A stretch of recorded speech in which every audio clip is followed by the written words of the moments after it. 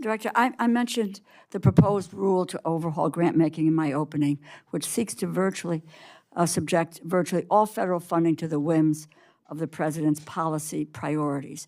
It substitutes the current standard of evidence in science in favor of political tests based on ideology.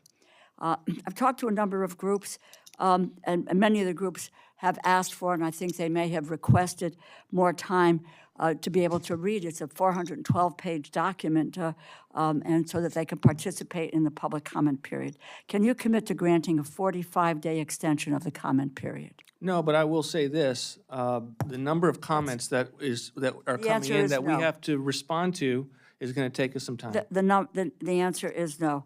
I think one of the striking aspects of the proposal is attempts to put the OMB director at the center of all decision-making here. Not true. And why are you a better judge of an NIH clinical trial than a panel of medical doctors and researchers? How will you ensure the grants will be based on merit and individuals and communities served by the federal grants will receive the highest level of service possible? Is there a listing, if you could get to us, the agency's priorities, the president's priorities? What is the set of criteria you are using to judge these grants? What precludes you from changing the criteria in the middle of a grant period? Because as I understand it, you can, not only can political appointees take control of grant awards, active grants can be terminated at any time for any reason. And I went through some of them, these efforts, but you can cancel it at any moment. Is there a set of criteria that we could have that demonstrates to us why these grants are being canceled? Congress, you're misconstruing the proposal to make it seem as if it is OMB-centric. OMB will not be making these determinations. We don't have a formal review in reviewing every NOFO. That is not something that we intend to take on. These are the policy officials at the agency of which the president has put these cabinet secretaries let me just into office. claim my time.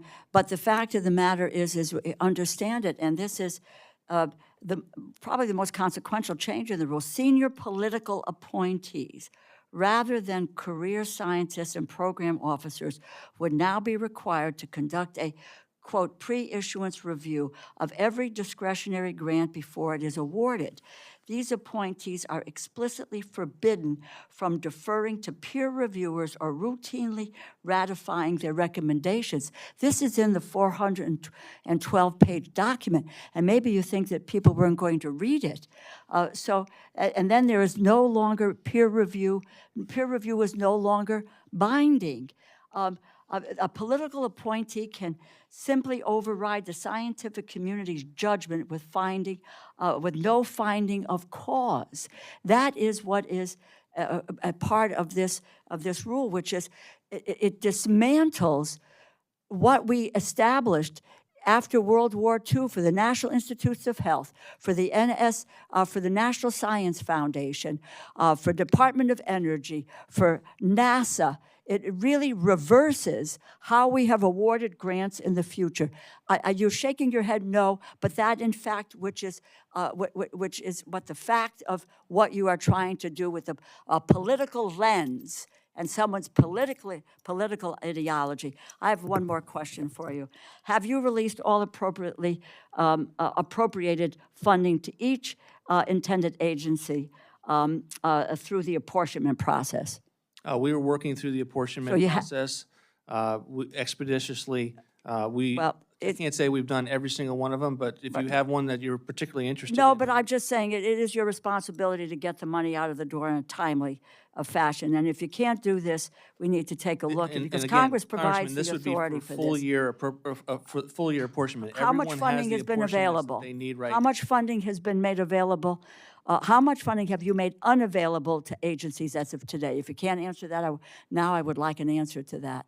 Happy to, but again, there's no concerted effort not to apportion funding for the agency. It's not going out in a timely way. I can just go through. Because we're trying to assess what it's being spent on. Right, no, I get it. Will you commit to us here today that you will carry out our spending laws as Congress intended through appropriations and reconciliations as they were enacted or not?